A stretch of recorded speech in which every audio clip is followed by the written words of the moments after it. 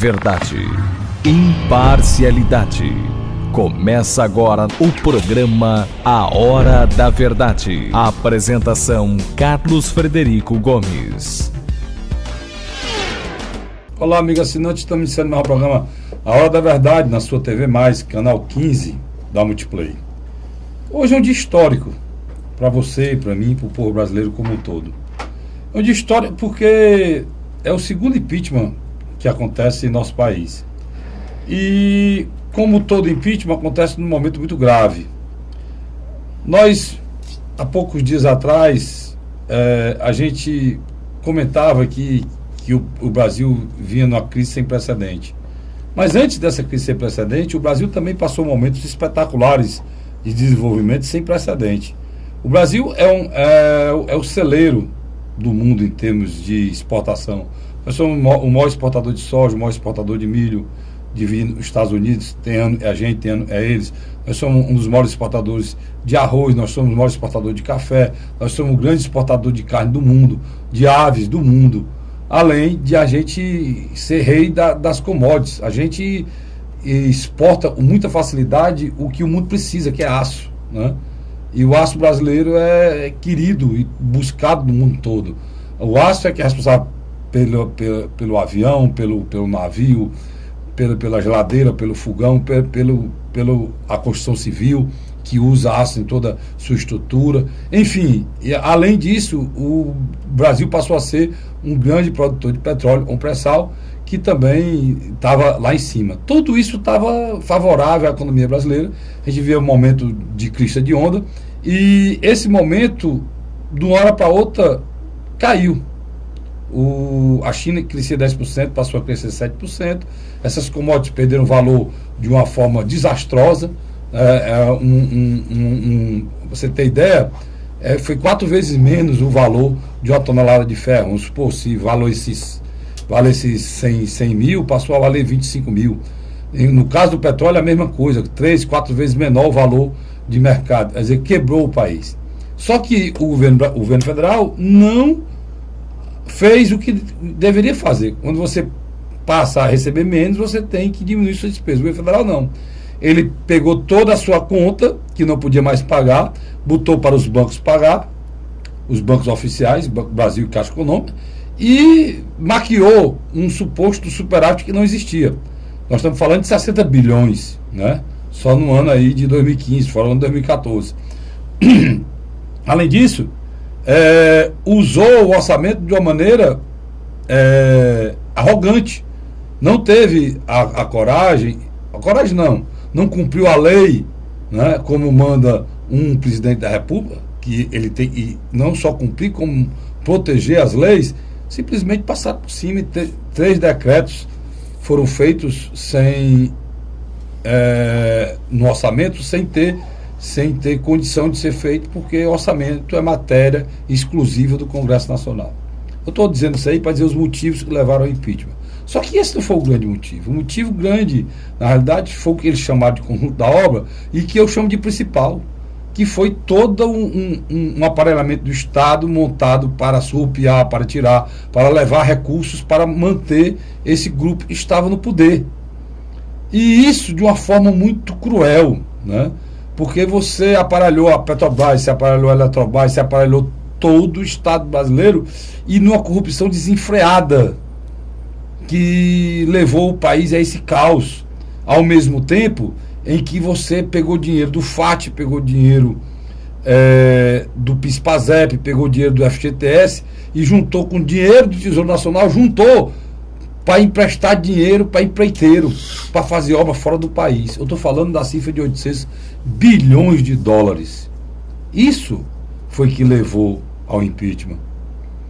Além de que todas essas pessoas nomeadas e foram presas, na Petrobras, todas elas eram nomeadas pela presidente Dilma, com o aval do presidente Lula. Dizer que eles não fizeram nada, fizeram muita coisa. Na área social, fizeram 10 vezes mais do que o Fernando Henrique. O salário mínimo, que era de $100 no final do governo Fernando Henrique, chegou a $300 no governo Lula. Isso é distribuição de renda. Isso é levar melhoria de vida à cidadania. É sério. ele levou energia para o Nordeste, levou cisterna de placa para as pessoas beberem água de qualidade, ele conseguiu trazer um aparelhamento e uma espécie de uma bolha ou de um colchão social que melhorou a vida das pessoas mais pobres, mas isso não dá direito ao presidente Lula nem ao presidente Dilma de ficar acima da lei. Isso é como um assaltante do banco, que ele assalta o banco, está com o dinheiro debaixo do braço e bota os pobres na frente para se proteger. É mais ou menos o que eles estão falando, onde ele fala em pobreza. Como é que você pode falar que esse governo é de esquerda, representa os pobres e trabalhou para os pobres exclusivamente, quando quem defende a presidente Dilma, a número 1 é a Cátia Abreu. Cátia Abreu é representante da CNE, Confederação Nacional de Agricultura, que está ali a elite brasileira. Está tudo errado. A esquerda brasileira, ela deixou de ser esquerda e passou a ser direita há muito tempo. Ela só se lembra dos pobres quando quer se defender e quando quer usar os pobres como defesa. Mas esse governo que saiu e o presidente Lula, esses dois governos, foi o governo que nunca na história desse país os banqueiros ganharam tanto dinheiro. Banqueiro não apoia governo de pobre, não apoia governo de apoiar pobre. Banqueiro apoia governo de direita. Nunca antes desse país empreiteiro ganhou tanto dinheiro. Ganharam tanto, de forma tão vil, que estão presos. Esse é o fato. O presidente Lula teve a chance também de resolver um problema grave desse país quando o PSDB vendeu o Brasil. O PSDB vendeu o Brasil lá atrás. Quem não se lembra da Vale do Rio Doce, né? Quem não se lembra da telefonia, foi tudo vendido. Teve uma empresa de telefonia aqui no Ceará, foi vendida por R$1. E essa esculhambação que o PSDB fez, que foi o que o presidente Lula fez? Passou a mão por cima, aceitou, ou melhor, foi conivente, escamoteou em cima disso. Se o Lula quisesse falar em dignidade, respeito, em golpe e das elites, e voltando ao passado, lembrando de Getúlio Vargas, ele sempre esteve do lado da população mais pobre. Ele não deu dinheiro a banqueiro, ele não deu dinheiro às elites. Por isso aconteceu o que aconteceu com ele. Diferente do Lula, o Lula se lambuzou nessa elite que hoje ele fala mal. A Dilma viveu até o final com a Cátia Abreu representando essa elite na defesa. Os pobres era só o mote, era só o uso da pobreza e da fome. O pior de tudo, ainda dizem que acabaram com a miséria. Eles não andam nesse país, eles não vivem aqui. A miséria de um povo que está na rua, totalmente drogado. Milhares e milhares de pessoas morando em calçada, dormindo dentro de banco, todos eles drogados por incompetência, ineficiência, irresponsabilidade de um governo, e deixou a droga tomar conta do país. Os hospitais são verdadeiros campos de guerra. Parece que a gente está no hospital de Campana numa guerra civil. São pessoas morrendo à míngua, o sangue escorrendo na calçada sem atendimento. Os alunos fingem que aprendem. E os professores fingem que ensinam. Transporte? Não tem. Mobilidade urbana? Está aí. Tudo abandonado, começado e não terminado. No final, deu o afastamento. Um afastamento para a entrada de uma pessoa que na realidade é a mesma coisa.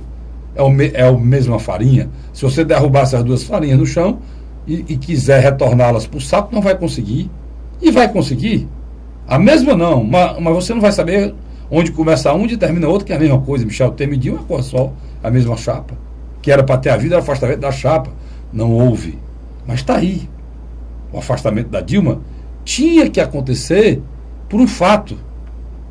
Destruir esse país não podia ficar impune. E tem mais uma coisa, esse afastamento faz com que a gente entenda, e aí isso é o que vai ficar de importante, é que daqui para frente os próximos presidentes serão menos arrogantes, terão mais respeito com o Congresso, terão mais respeito com a cidadania, e será menos de semideuses, como a dona Dilma pensou que era. Há mais um fato importante dessa história. A justiça mostrou, o Senado mostrou, o presidente Lewandowski mostrou que esse país é injusto. O ex-presidente Fernando Collor, ele foi cassado. Ele não foi cassado, melhor dizendo, ele renunciou, justamente para não receber as penalidades de uma cassação. E as penalidades de uma cassação, ela acontece quando a pessoa é cassada. Isso não pode ser separado. Você não pode fazer um destaque, como foi feito na cassação da Dilma, em que ela perde o mandato, mas continua com os seus direitos intactos de cidadã. Não existe isso. Porque uma coisa é consequência da outra. O que fizeram aí foi mostrar que esse país não é republicano. O ex-presidente nordestino, sem apoio, ele renunciou e mesmo assim ele perdeu o direito político. A presidente Dilma, o processo foi até o final, foi votado por 61 votos a 20, muito mais do que o quórum necessário, e ela continuou com seus direitos políticos intactos. Intactos. Se a presidente Dilma quiser hoje substituir o candidato do partido dela, eu acho que é o PT do Rio Grande do Sul. Se o candidato a prefeito de Porto Alegre resolver do PT não ser mais candidato e tiver que substituir, e a Dilma, se o domicílio dela for lá, ela pode entrar na substituição dessa chapa e ser candidata agora, depois de ter sido impedida no processo em que ela é presidente. Ela não pode presidir o país, mas ela pode ser candidata a prefeito agora, depois desse impedimento. Isso é uma loucura, cara. Isso é uma excrescência. Isso foi feito hoje, mostrando que esse país não é republicano. Você só acredita porque acompanhei todo o processo, né? Inclusive o senador Cássio Cunha Lima tentou alertar o presidente Lewandowski, mas o presidente Lewandowski, onde levantaram a questão, ele estava com tudo pronto. A justificativa feita deve ter sido feita uma semana antes, que aquilo foi um acordão entre PMDB e PT, né? E o presidente Renan se levantou e disse: não é para torná-la inelegível, não é para tomar isso, porque eu não concordo, além da queda do coice, citou até um provérbio nordestino. E ele foi quem salvou. Essa simples atitude dele anexou a presidente Dilma 16 votos a mais. E não atingiram o quórum necessário, e seria 54 votos, para que ela fosse cassada, como manda a lei. E terminou o processo e não acabou. Vai para o Supremo Tribunal Federal. E a gente precisa entender uma coisa. Só nesse país, larápios, ladrões, gritam e chamam os outros de canalha. Só nesse país. Pessoas que usaram e destruíram um país inteiro têm a capacidade de denigrir o próprio Congresso que fazem parte, dizendo que o Congresso não tinha moral para julgar ninguém. Só nesse país é que corruptos ladram e gritam e esperneiam e destroem um Estado de Direito democrático, como é feito aqui. A gente aqui tem que mudar e o momento certo é agora. Começar pelo início, pelas eleições municipais. E a base, que é a célula de um país, é o município. Luiz, depois dito, eu queria lembrar o que fizeram hoje no Congresso Nacional é mais uma lambança, né? Quando você, além de destruir o espírito republicano, você, com a mesma Constituição, com a mesma lei, você fez um julgamento para uma pessoa e outra totalmente diferente para outra, que o presidente Collor, hoje eu acho que a maior vítima do processo político brasileiro é o presidente Collor, diante do que fizeram ao presidente Dilma. E além disso, criaram um monstrengo jurídico, né? Em 1984, o deputado federal pelo PMDB, Dante de Oliveira, fez a emenda da direta já. Na época, no governo do presidente Figueiredo. O que dizia essa emenda? A escolha do presidente e do vice-presidente eram feitos no Congresso, especificamente na Câmara. Quem tivesse maioria, elegia. Era o mesmo processo no passado que também escolhia os governadores, não era, Carlos Frederico? Era as assembleias. Eram colégios eleitorais, né? Em que escolhia governador, presidente e prefeito de capital. O prefeito de capital era escolhido pelo governador eleito. Mas eram os cargos que não eram eleição direta. Eleições diretas. E ainda tinha mais uma coisa. muita gente fala, não, só os prefeitos de capitais e não eram eleitos por eleição direta. Os outros eram eleitos por eleição direta. Aí eram eleitos por eleição direta, vereadores, né, só para contextualizar aqui. Deputado federal, deputado estadual, deputado federal, senadores. Uma ressalva que... Criaram o senador biônico. No Senado eles tinham um problema de maioria e criaram o senador biônico, que deu a maioria necessária, uma indicação. Agora é interessante, em 84, os deputados vetam as diretas já. Em 85, eles derrotam o candidato governista, que era Paulo Salim Maluf. Na época... No colégio eleitoral, né? E elegeram o Tancredo. E elegeram o Tancredo.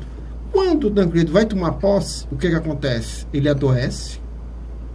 Há uma discussão na madrugada para saber quem que ia assumir, se era o vice-presidente eleito junto com ele, José Sarney, ou o presidente da Câmara, que era Ulisses Guimarães. Vence a tese que é o Sarney. Preste atenção. Nós já começamos um processo de democracia já assumindo alguém que passou boa parte da sua vida servindo ao regime militar. Um momento de transição, né? Passam-se 5 anos. Ele governa 5 anos. No 4º ano dele, em 89, há a eleição presidencial. Quem é que ganha? Fernando Collor de Mello. Que ia cumprir também, interessante, né, Carlos Frederico? Um mandato de 5 anos, né? Que seria de 1990 a 1994. Só que nesse período acontece o impeachment dele. Quer dizer, o primeiro presidente eleito, depois da ditadura militar, é substituído pelo seu vice-presidente. Quer dizer... E nunca se questionou a legitimidade do Itamar Franco. Como se questiona do Temer, né? Porque naquele tempo o vice-prefeito era eleito da mesma forma, só que nem aparecia, né? Porque não tinha nem o... Notoriedade. Não tinha a urna eletrônica ainda. Não tinha. Né? Hoje, na urna eletrônica, aparece a foto da presidente e do vice. Do candidato a prefeito e do vice-candidato. E da presidente e do vice. Então, pelo menos você vê a chapa. Naquele tempo, nem isso, né? Ninguém nem sabia. E você lembrou uma coisa muito certa. O Itamar assumiu, né? E o Itamar foi um dos melhores governos, terminou o governo dele com 80%, né? Além de que ele tinha uma coisa diferente desses políticos de hoje. O Itamar não contemporizava um denúncia de corrupção. Ele teve mais de 50 ministros, mas não era muito ministro, não, é porque ele trocou. Todos os ministros e levantava algum suspeito, ele chegava e afastava. Ele afastou, inclusive, o maior amigo dele, é o Henrique Agripes, né? Que era o chefe da Casa Civil. Ele afastou, provou que ele não devia nada e depois retornou ao cargo. Mas ele fez isso com muita seriedade, né? Aí nós tivemos Fernando Henrique Cardoso, que terminou seus 8 anos. Teve Lula, que terminou seus 8 anos. Agora tivemos Dilma, que não terminou seus 8 anos. Com 5 anos e 8 meses, ela, nos 2 mandatos conjuntos, lógico, ela é afastada. Vai assumir agora Michel Temer, que vai terminar o restante do mandato de 2 anos e 4 meses. Quer dizer que 7 presidentes nós tivemos desde a abertura política, Carlos Frederico. Nós só temos 2 que realmente terminaram seus mandatos, né? O restante ou entraram numa discussão constitucionalista ou simplesmente pela queda dos seus titulares. Quer dizer, a nossa democracia está demonstrando que não é tão saudável como a gente imaginava, né? Mas o impeachment, ele acho que surgiu na Inglaterra.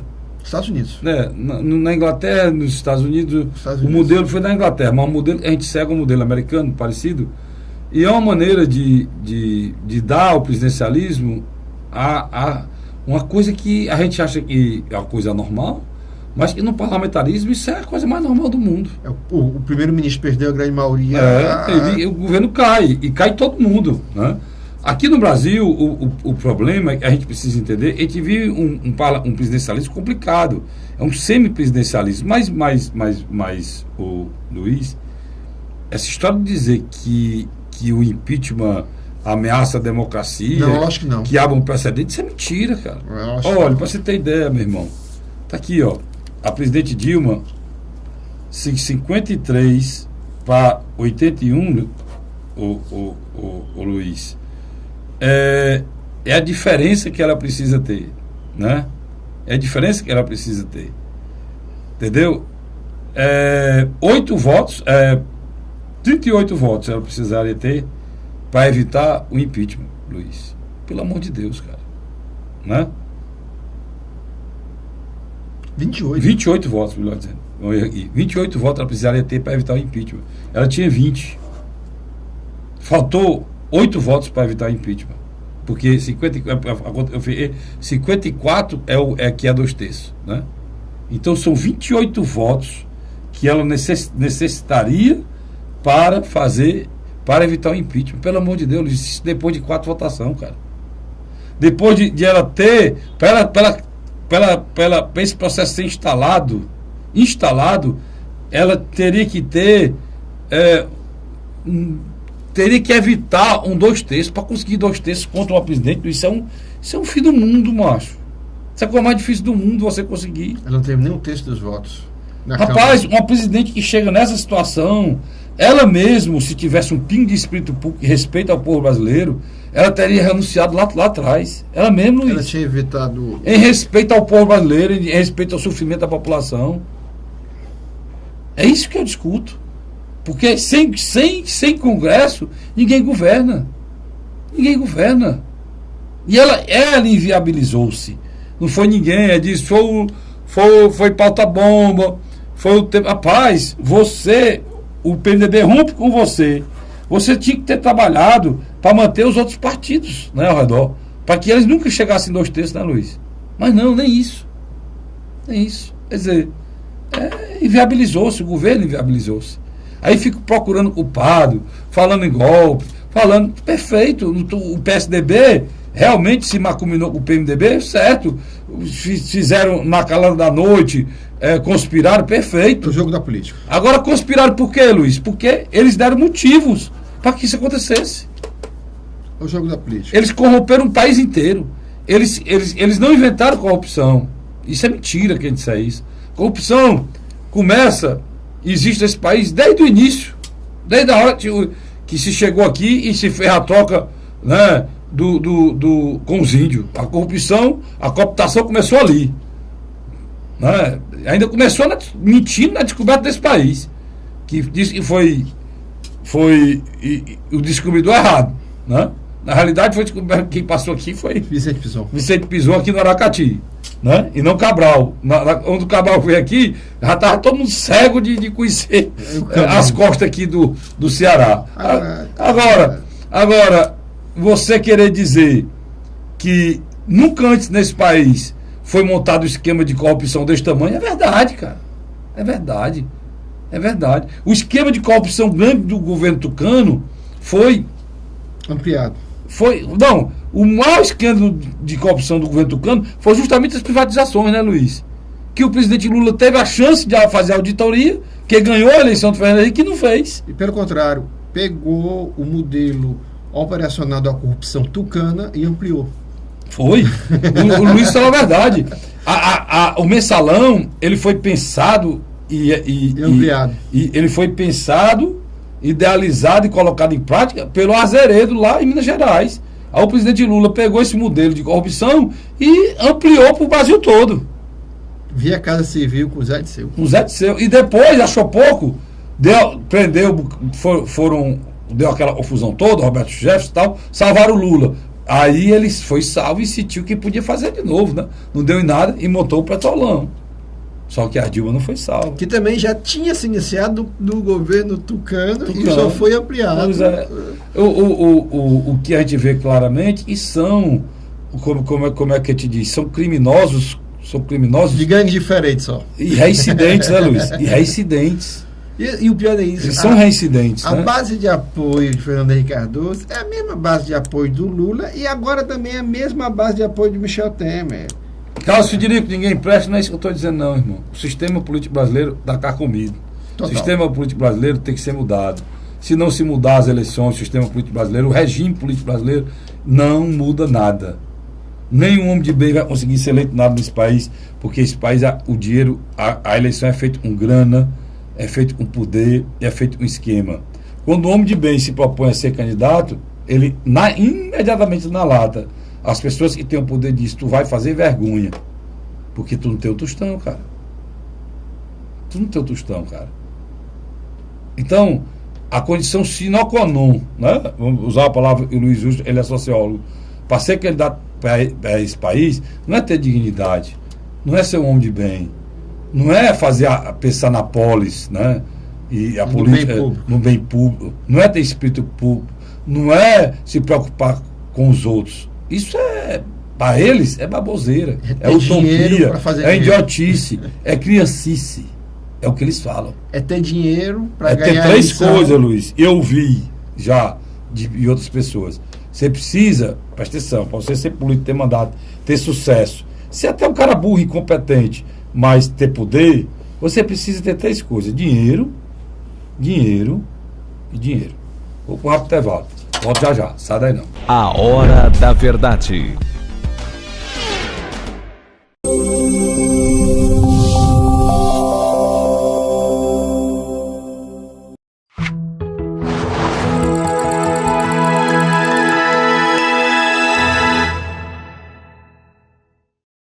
A Hora da Verdade. Estamos de volta agora com o nosso programa A Hora da Verdade, na sua TV+, canal 15 da Multiplay. Luiz, eu vou direto ao ponto. Impeachment já foi, paz na virada, governo Temer tomou posse. O que muda no país, o que muda nos ministérios, segundo escalão, terceiro escalão, o que muda aqui no Ceará? Muita coisa. É uma redefinição do mapa político cearense. Vou dar um exemplo. Quando Luiz Inácio Lula da Silva ganhou em 2012 no segundo turno e tomou posse em 2003, aqui no estado do Ceará, 3 grupos políticos emergiram com força. O grupo dos irmãos Gomes, na época o ministro Ciro Gomes, e o prefeito de Sobral, Cid Gomes. Ganharam vários depois cargos. De quê? Depois de quê? Depois que o Lula tomou posse. Isso. O Ciro se tornou ministro, certo? O PMDB do Ceará também ganhou um ministério na figura do deputado federal da época, Eunício de Oliveira. Ministro das Comunicações? Exatamente. E o deputado estadual eleito, José Nobre Guimarães, recebeu o BNB e outras autarquias do governo federal para dividir entre as correntes do Partido dos Trabalhadores. Esses 3 grupos ficaram revezando nos cargos federais nesses últimos anos. No ano passado, você notou que a presidenta Dilma Rousseff fez uma pequena modificação. Centralizou boa parte dos cargos federais na mão do senador Eunício de Oliveira, deixando muito pouco para o grupo dos irmãos Ferreira Gomes. Assim como o próprio Partido dos Trabalhadores. Ele teve gratidão com a presidente Dilma? Eu acredito que no determinado momento... Agora, no impeachment? Não, eu acho que no determinado momento o Eunício guardou amargamente a derrota. Ele achava que os cargos eram uma compensação para um desejo que ele teria muita dificuldade de lá na frente realizar. Que não, ele chamou a presidente Dilma para ser presidente, para ser madrinha do casamento do filho, da filha dele? Da filha. Da filha. Então acho que ele chamaria agora para ser madrinha? Não, depois do discurso que ele fez nas comissões do Senado e no próprio julgamento da reta final. Eu não consegui nem entender se ele era contra ou a favor. Eu sei que ele votou pelo impeachment da Dilma, mas o discurso dele eu não consegui entender. Eu acho que essas pessoas precisam ser mais positivas em relação ao que pensam. E hoje ele está com o Temer, né? Hoje é quem manda nesse estado, né? Não, é interessante. O senador Eunício de Oliveira, antes do Renan Calheiros apoiar o Michel Temer, ele já estava com o Temer. Não, eu não estou discutindo isso. Não, mas estou dizendo para você que... Mas o Renan Calheiros, até hoje, ninguém sabe que ele caçou a presidente e ao mesmo tempo salvou a presidente. É verdade. Então esse tipo de postura, para mim, é esse tipo de política, Luiz, e nós precisamos desinfetar. Né? Esse tipo de postura, né? Aí você tem uma pessoa do lado, é assim, e do outro lado você tem tem uma declaração hoje do Dr. Ciro Gomes, que ele praticamente nivela todo mundo do Senado a um tom que é errado, que não está certo, né? E não é correto. Você está entendendo? Mas pode continuar aí que eu lhe mostro a declaração. Em síntese, o presidente Michel Temer vai brindar 3 grandes lideranças do seu bloco governista aqui no estado do Ceará. Nós já citamos, que é o senador e provável presidente do Senado no próximo biênio, Eunício de Oliveira. Do outro lado, você tem uma liderança emergente que vem surgindo com muita força. Hoje ele é líder da bancada do Solidariedade, o deputado federal Genesias Noronha. Pequeno detalhe, viu, o Carlos Frederico? O Genesias Noronha, na última eleição, foi o segundo deputado mais votado do estado de Ceará, sem ser da base governista da presidenta Dilma Rousseff.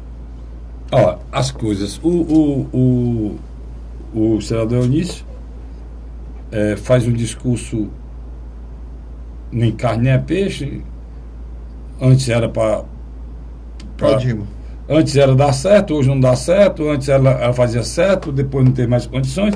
Um discurso, aí faz um acordo para que ela seja, ele participou desse acordo, para que ela seja retirada, impedida, mas não perca todas as suas prerrogativas por direito político, de ser inclusive secretário de Estado, se quiser ser. Não consigo entender isso, né? Mas fizeram, de um lado, pronto. Aí do outro lado, você vê uma declaração dessa aqui. O ex-ministro Ciro Gomes afirmou nesta quarta-feira que a aprovação do impeachment da Dilma Rousseff foi consequência de um conjunto de gravíssimos erros que ela cometeu. Até aí ele vinha ótimo, maravilha. Mas, fundamentalmente, consequência da votação golpista de uma quadrilha de marginais e ladrões travestidos de políticos que resolveram aproveitar os erros da presidente Dilma para interromper a democracia brasileira. Meu irmão, será que eu posso dizer, vou lançar só um que o senhor conhece, doutor Ciro, Teixeira Sati. Ele votou a favor do impeachment. A gente pode dizer que é um ladrão travestido de político? Não pode ser alguma. Pode alguma. Ana Amélia, Rio Grande do Sul. É sério. Você pode dizer que é uma ladra travestida de político? Diga de passagem, ela foi que teve um discurso mais incisivo, né? mais definitivo. Simone Tebet. Também é outra pessoa. É uma ladra travestida de político? Esse tipo de coisa, Luiz, é que o Ceará não dá mais, pai. Esse tipo de política aqui é que a gente precisa para avaliar. O ex-ministro vinha muito bem aqui. Vinha bem. Ele vinha falando a verdade. Ele vinha dizendo aqui que a Dilma Rousseff conjunto de gravíssimos erros. Se tem gravíssimos erros, presidente, o doutor Ciro, tem gravíssimas consequências, cara. Vocês que lutaram pelo impeachment do Collor, por causa do Fiat-Elba, acham que não tem erros nesse governo para ver o impeachment? O PT, aquele Lindenberg Farias, que o Collor renunciou e vocês tiraram todo o direito político dele. Isso é que é uma canalha, cara. Isso é que é uma canalha. Porque, e agora mudaram a lei, fizeram uma lei personalística na cara da presidente Dilma para dizer, ela vai ser afastada definitivamente do cargo de presidente, mas não vai acontecer nada. Se a presidente Dilma quiser substituir o candidato onde tem o domicílio eleitoral dela amanhã, ela pode ser. Então como é que vocês caçaram essa mulher? Se ela tem todos os direitos de continuar exercendo cargos públicos, ela devia continuar na presidência, que era o mandato dela. Aí o doutor Ciro sai com uma declaração dessa, e aí, cara, é muito ruim pra gente que tem ele como nosso, né? O cearense, e tem com admiração, né? Usar essa frase aqui, né? Dizer que o golpista, quadrilha de marginais, ladrões travestidos. Eu não sou nem ladrão, nem marginal. Se eu fosse senador, eu votaria a favor, porque o que roubaram nesse país e os marginais que roubaram estão todos presos, viu, doutor Ciro? O presidente Michel Temer tomou posse no mesmo dia, na quarta-feira, dia 31 de agosto. Logo em seguida, ele teve que viajar para a China e para a Europa. Fez um pronunciamento também no mesmo dia, de 5 minutos, em rádio e televisão. E o menino já assumiu, né? O Rodrigo Maia. Assumiu. O Rodrigo Maia virou vice-presidente mesmo de assumir. Assumiu. O que acontece? Quando ele voltar dessa viagem, ele vai realinhar todos os departamentos da máquina estatal do governo federal. Todos. Ele vai fazer uma varredura e vai tirar todos os que eram ligados a Dilma Rousseff e ao ex-presidente Luiz Inácio Lula da Silva ou aos ex-aliados mesmos. Por que isso? Porque ele vai fazer uma base de sustentação no Congresso. E para isso, ele já vai começar a conversar com várias lideranças regionais. Aqui no Ceará, ele já tem um bom diálogo com o Eunício de Oliveira. Ele tem um excelente diálogo. Que vai virar o rei, né? E tem um excelente diálogo com o deputado federal, presidente do Partido Socialista Brasileiro do Ceará, Danilo Forte. E tem a terceira figura emergente, como eu tinha comentado antes, que é o deputado federal Genesias Noronha, que é do Solidariedade. Quer dizer, você nota que vai criar essas três lideranças com força perante o presidente Michel Temer. Agora, do outro lado da balança, você tem três lideranças que vão ter muitas dificuldades, porque elas passaram um bom tempo tendo acesso aos recursos do governo federal e agora não terão mais. Quem são? O ex-ministro e ex-governador Ciro Gomes e o ex-ministro e ex-governador Cid Gomes e o atual governador do estado do Ceará, Camilo Santana. São três e ao mesmo tempo é um, né, Luiz? Sem dúvida. Agora tem uma coisa interessante, eles não estavam lá no dia que a Dilma estava depondo. O ex-ministro Cid Gomes não estava. Você nota a diferença do comportamento. Tinha vários ex-ministros lá, mas o ex-ministro Cid Gomes não estava lá presente, né? Deu Ciro. Não, o Ciro é aceitável, não estava, mas o Cid aqui era muito. Uma coisa que é preciso lembrar e admirar e falar bem. O próprio Camilo mergulhou. Mas eles foram muito corretos, né? Não estou discutindo isso. Não, mas eu estou dizendo, nós temos que ratificar aqui nós dois. Sem dúvida. Eles foram corretos, eles foram até o final, não mudaram. O próprio Eunício era ligado a Dilma. Diga. Você falou claramente hoje aqui que no passado recente, ele era o cara que tinha mais os cargos da Dilma e pulou, e saiu de perto. E hoje é o cara que tem mais cargo ao novo governo, e para mim é a mesma coisa. Agora, eu não sei como é que essas pessoas dizem que é o governo de ladrão e se servir a um governo que o PMDB sempre esteve lá. O PMDB sempre esteve no governo do Lula, primeiro e segundo, ou não? Sempre, ou estou mentindo? Sempre. O PMDB sempre esteve no primeiro governo da Dilma e o PMDB estava no segundo governo. Então, quem disser que o PMDB não presta, não tem para ter entrado em nenhum desses governos. Se é que não vamos falar de coerência. Né? Porque a coerência ela não é só vista quando me atinge, quando me faz bem, não. Tem pessoas que querem ser coerentes sem olhar. O PMDB é coerente com o poder. O PMDB é coerente com o poder. Aí tudo bem, é outra coisa. Agora, ser coerente com o poder é outra coisa. Agora, por exemplo, eu conheço um amigo, tinha um no interior do estado, tinha um prefeito e um ex-prefeito. O ex-prefeito lançou e elegeu o prefeito. O prefeito pegou, o novo prefeito brigou com esse prefeito. Aí o ex-prefeito chega. Presta atenção, como é que é o enredo dessa história aqui. Um prefeito elege, um ex-prefeito elege um prefeito. Pronto. Quando esse prefeito foi eleito, ele brigou com esse prefeito. E esse vereador foi negado. Você vai ficar comigo ou com o prefeito? Eu estava com quem? O ex-prefeito pergunta. Eu estava com o prefeito, continuo com o prefeito. Esse mesmo prefeito termina o mandato dele e ele elegeu outro prefeito e virou ex-prefeito. E ele chamou o mesmo vereador. Vereador, o senhor vai ficar com quem? Eu vou ficar com o prefeito, ou seja, o atual. Então, esse fica sempre com o governo. Esse que o Estado quer dizer. O PMDB fica com quem? Fica com o governo. Sempre com o governo. Acabou-se. A coerência é ficar sempre com o governo. Agora, o que acontece? O presidente Michel Temer, ele não esquece dos desafetos dele, e principalmente Cid e Ciro. Mas não pode, né?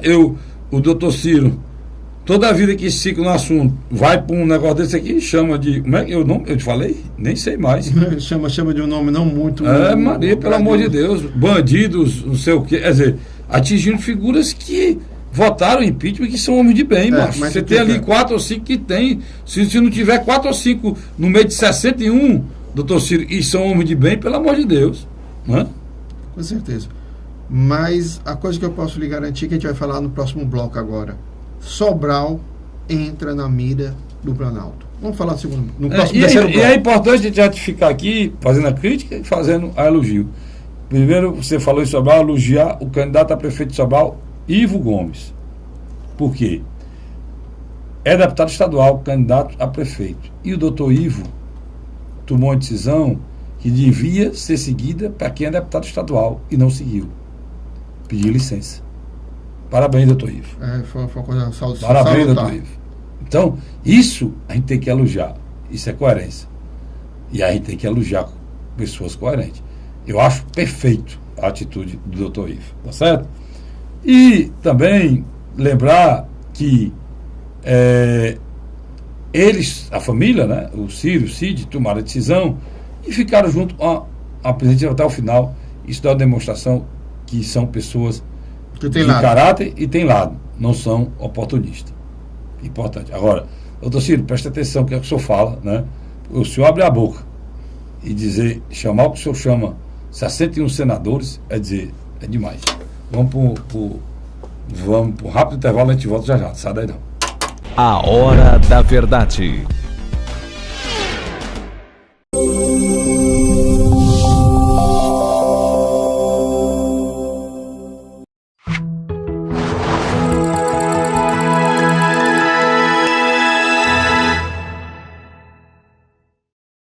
A Hora da Verdade.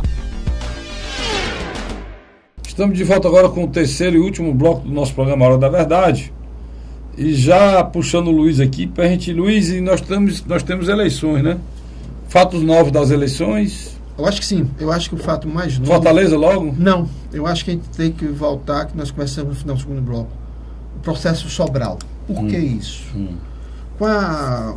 Agora, a partir do momento em que o presidente Michel Temer tomou posse definitivo na presidência, nós sabemos que ele tem uma querela pessoal com Ciro Gomes e também com seu irmão Cid Gomes. Só que esses dois têm um irmão candidato na principal base eleitoral dessa família. E numa eleição muito disputada, né, Luiz? Que é a sua cidade de Sobral. Parece que lá tem empate técnico, mas o Mose na frente... E com tendência de crescimento. O Mose na frente do candidato Ivo Gomes, o Mose é o candidato do PMDB, na frente do candidato Ivo Gomes, que é o candidato do PDT, e também uma boa parcela do deputado Guimarães, do PSDB, que tem 15%. Né? Deixa nas últimas pesquisas, daí, deixa eu só recapitular você um pequeno detalhe. Em 2012, quando terminou a eleição, o Veveu teve 48% dos votos. Guimarães teve 40% dos votos. Uma diferença muito pequena para uma cidade do tamanho de Sobral. O que acontece agora? Primeira pesquisa Ibope, Verdes Mares, deu o quê? Deu Mose Rodrigues, deputado federal, eleito pelo PPS, mas hoje no PMDB, com 36%. Ivo, com 33%.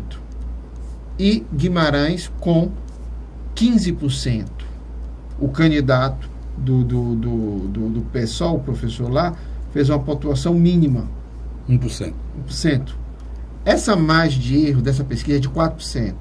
A amostragem dela é de um pouco mais de 500 pessoas. O que acontece? Há uma tendência natural, e talvez você concorde comigo, o eleitor do Guimarães, como não é uma eleição de 2 turnos, migrar para um dos 2 principais concorrentes. Concorda comigo? Concordo.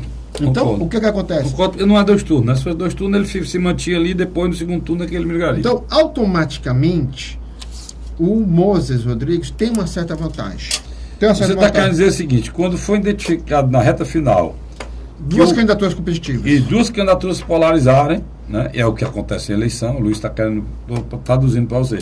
Se houver a polarização dos 2, esse eleitor que é o eleitor cearense e é o eleitor do voto útil, né?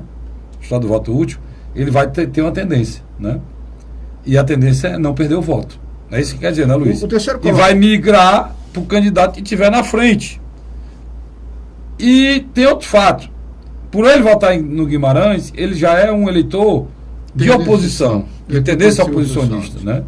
Então, ele é oposição e tem um opositor ao atual sistema que existe lá, que está na frente. O Luiz, na hora de polarizar, o Luiz está querendo dizer, se estiver errado, você me corrige, que esse eleitor vai potencializar o candidato da oposição. Quando é perguntado como é que a administração do atual prefeito viveu do Partido dos Trabalhadores... É um desastre. É um desastre. Mas quando a aprovação e desaprovação do próprio, 63% da população sobralense desaprova. Então, eu quero dizer o seguinte, eu quero dizer que me surpreendeu o deputado estadual Ivo Gomes ter 33% dos votos. Você pensava que era mais? Não, pensava que era menos. Pelo tamanho de desgaste que a máquina tem.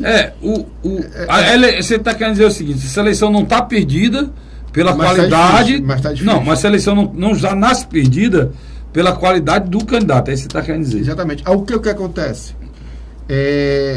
Na minha avaliação hoje... Agora, eles se perderam porque quiseram, né, Luiz? Não, mas... Porque se fosse Cid Gomes aqui...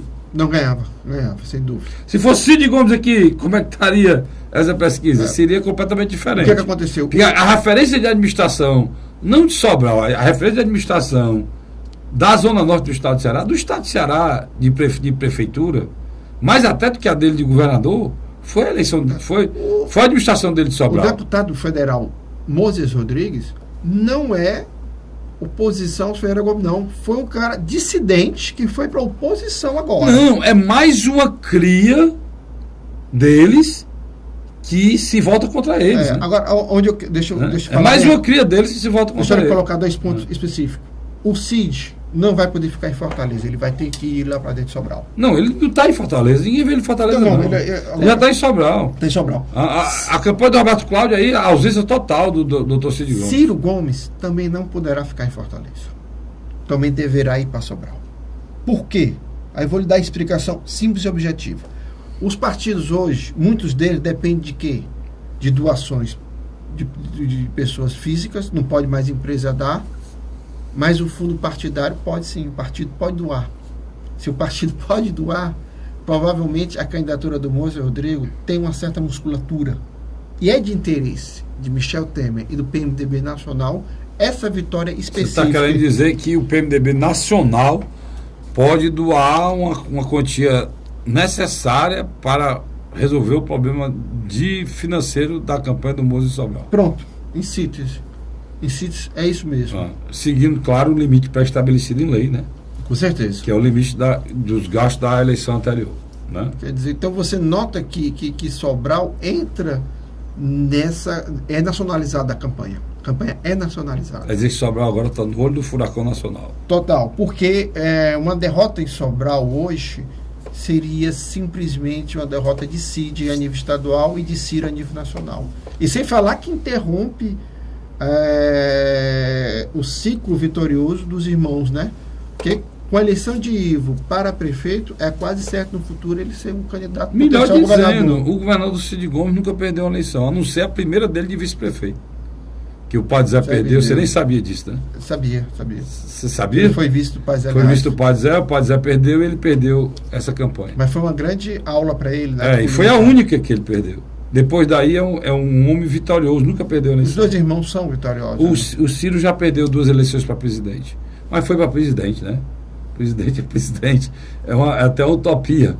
Né? O cearense aqui de Sobral, da família de classe média baixa, querer ser presidente da República. Mas ele perdeu as 2 eleições. O Cid nunca perdeu a eleição. Pois é, então é esse aspecto de Sobral que eu queria colocar. Vamos para Fortaleza. As pesquisas demonstraram o que, Carlos Frederico? Uma eleição equilibrada. Lógico que o prefeito, uma senhora estrutura, tanto da Prefeitura de Fortaleza, como do governo do Estado, trabalhando para o mesmo, saiu em patamares à frente dos seus principais concorrentes. No Datafolha ele sai com 27 e no Ibope ele sai com 29. Em ambas as pesquisas há mais de erro de 3%. O Capitão. O Capitão sai numa com 20%, que é o Datafolha, e 21% no Ibope. Luciane Lins sai em todos os dois com 17%. Foi a grande surpresa sua? Não, recall. É o recall. Recall? É o recall. Você vê Capitão, aí vamos já para a rejeição para a gente analisar tudo de uma vez, né? O Heitor A Luciane, o Heitor... 9 nas duas pesquisas. Eu achei pouco, não achou não? Sem dúvida, mas aí eu vou fazer uma explicação rapidamente. Já a gente faz, vamos lá, mas vamos aqui. Pastor Ronaldo, para mim, foi a grande surpresa. O pastor Ronaldo foi a grande surpresa, né? 4%. Mas para mim ainda não, porque a força da igreja é muito grande, né? 4%, né? 4%. O Tim Gomes... Na média de 1 a 2%. Pontuou logo de início, né? É uma candidatura, um partido pequeno, pouco tempo, pontuou logo de início. E o vereador... O Gonzaga. Não pontuou, né? Mas o vereador... Mas o vereador João Alfredo pontuou 1%. E também pontuou, mas tem uma história. Já foi deputado federal, foi candidato a governador e teve 1%. Você vê aí, foi um recorde de governador, tem 1%, né? Então, aqui, Luiz, tem um negócio. Roberto Cláudio tem uma rejeição lá para as alturas, né? Razoável, é na média de 29%. 29%. O Capitão... Rejeição baixíssima. Baixa. Isso quer dizer o quê? Potencial de crescimento. Se eu estiver errando, isso é mentira. Não, que é isso. A Luciane tem 17%, mas a rejeição lá em cima. 35%. 35 a 40%. Baixo potencial de... Crescimento. Se ela subir aqui, quer dizer, ela ultrapassar o Roberto Cláudio, você acha... Não, é muito difícil, porque a tendência do crescimento da base do Roberto Cláudio é em cima dos votos da Luciane, mais do que do Capitão Wagner. Heitor Ferrer, 9%. Não, agora a pesquisa para mim... Agora, o altíssimo potencial de crescimento. Agora, a questão é essa. O que acontece? Os votos do Heitor Ferrer, eles são concentrados, principalmente nos setores de nível de educação superior, e naquelas pessoas que ganham de 5 a 10 salários mínimos ou de 10 salários mínimos acima. Pois o que acontece? Se tu está dizendo isso, só fazer uma de advogado do diabo aqui para tu me situar, Luiz. Eu fiquei preocupado que tu falou agora. Se existe essa estratificação que tu falou, pesquisador não entra em prédio não, mano. Mas o problema é esse. Pesquisador não bate em prédio, porque a própria... Presta atenção que eu estou dizendo para você. A própria situação da insegurança na capital, pesquisador nenhum entra em prédio aqui para perguntar nada de ninguém, não. Mas a não ser que seja feito pelo telefone. Mas é o que acontece. A amostragem é de acordo com o IBGE. Então, o que acontece? Você pega principalmente as pessoas que têm ensino fundamental, ensino médio. Você pega uma quantidade menor do que tem ensino superior. Mas, Luiz, deixa eu terminar. Você colocou para mim que o eleitorado do Heitor... É concentrado. E a pesquisa não consegue traduzir, é isso que eu quero dizer. A pesquisa não consegue traduzir. E não consegue nem chegar nesse eleitor, do jeito que você está colocando aí. Não consegue. Não, a amostragem é muito pequena, então ela falha nesse aspecto. Não por culpa da metodologia. Você vai dizer de novo que nós vamos ter problema na avaliação do Heitor. Provavelmente sim. De novo, como houve na eleição passada. De novo, sim, sem dúvida. Sem dúvida. E vamos fazer aqui uma análise. Eu não sei qual o tempo que eu tenho, rapaz. Deixa eu olhar aqui para ver se eu descubro aqui qual o tempo que eu tenho. Porque eu tô querendo saber. Olha, que vai dar certo, ó. O paletó chegou. Parece que o celular vem dentro do bolso, viu? Se anime aí. O paletó chegou e olha, não disse para você que ia dar certo? 4 minutos. Eu tô querendo saber, Luiz. E é importante a gente saber disso aqui.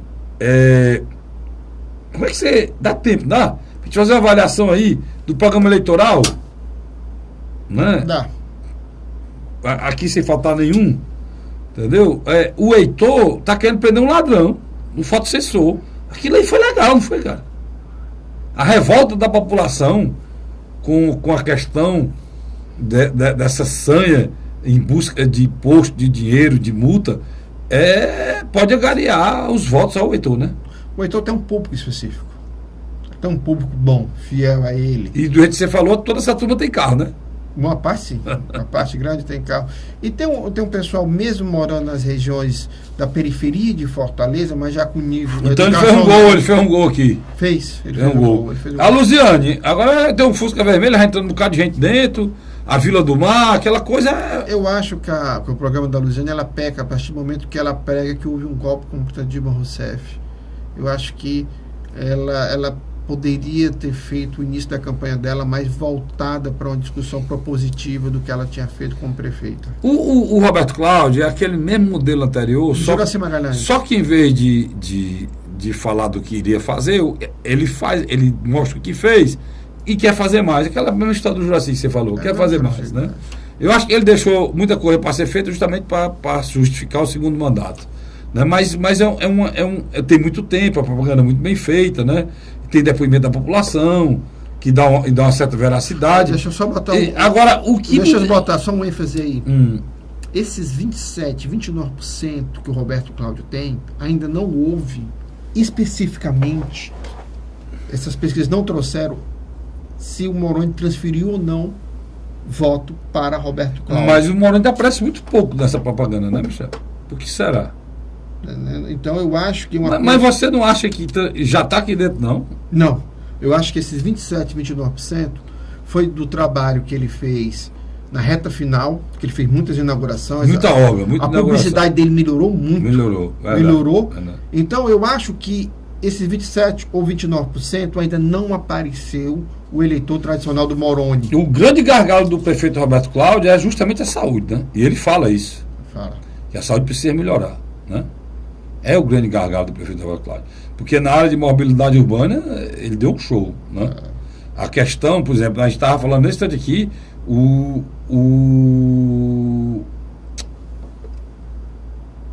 viaduto Raul Barbosa.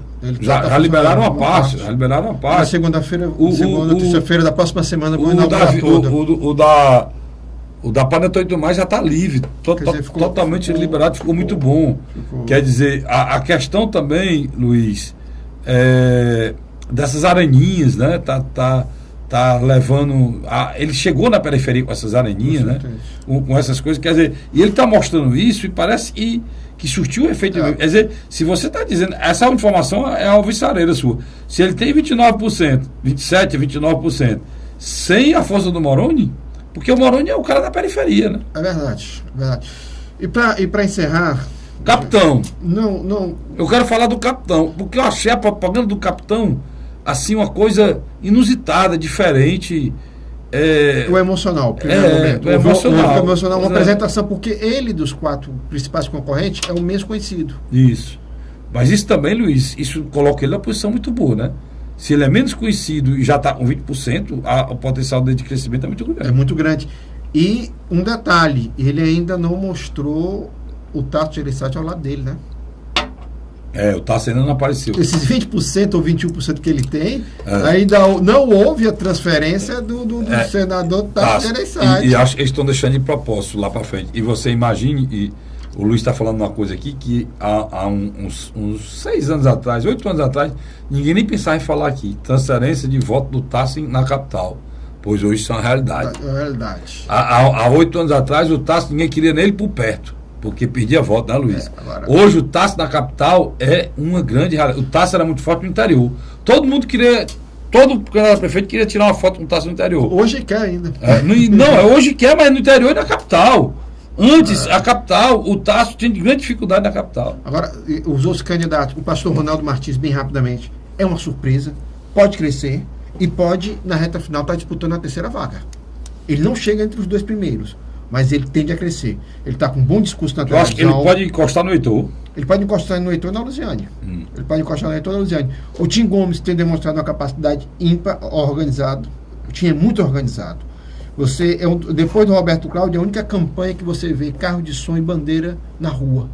É ele e o Roberto Cláudio. Então, isso é um ponto positivo para o Tim Gomes. Está conseguindo visibilidade para a sua campanha, tanto na televisão e no rádio. O João Alfredo, como ele próprio diz, ele foi estagnado pela própria conjuntura. eleitoral do tempo que deixou ele numa situação complicadíssima. O eleitor do Renato Rosendo não, ou está indo para uma parte para Luiziano ou para o Heitor Ferrer. Só o eleitor do Renato Rosendo aqui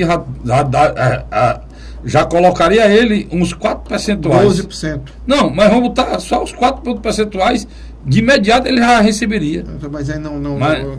E você cantou a pedra aqui, cara. Parabéns, você cantou a pedra aqui. Você achava que ele talvez não conseguisse trazer o eleitor do Renato. O candidato era para ter sido o Renato. E o Gonzaga, infelizmente, também não conseguiu. Porque também a esquerda foi muito abalada pelo PT, né? O PT destruiu a esquerda. E esse horário de televisão ele é muito cruel com os pequenos candidatos. E se continuar assim, para 2018 vai destruir os pequenos partidos. Mas é bom que também vai eu acho que vai centralizar. Não dá para fazer uma força de coalizão com 40 partidos para governar um país, né, Luiz? É verdade. Irmão, parece que eu estou ali com um companheiro, tá feliz da vida, um paletó novo, um celular no bolso. E nosso companheiro, o celular tá no bolso, tá não? Nosso companheiro está avisando e o nosso tempo, Luiz, já se foi. Coisa boa assim, termina rápido, né? Mas eu quero lhe agradecer a audiência e contar com a sua audiência na próxima semana, se Deus quiser, mais um programa A Hora da Verdade. Tá lá, irmão.